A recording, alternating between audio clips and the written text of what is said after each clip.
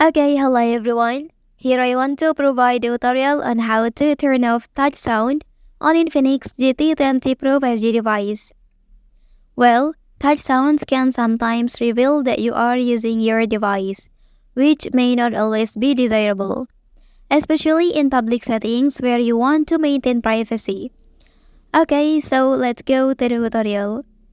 Firstly, enter please to the settings on your device. Okay, after that here select sounds and vibration menu. And then please scroll down to the very bottom and please choose haptics and sounds menu.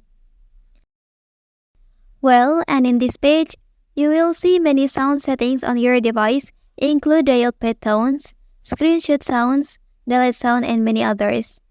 So the way to disable touch sound on your device, here look for this option and then turn it off like this. Okay, so now the touch sound on your device is successfully turned off and you can do your work without the distraction of it. Well, that's the tutorial on how to turn off touch sound on Infinix GT20 Pro 5G device. If you are helped by this video, don't forget to like and subscribe to get other information from this channel. Thank you.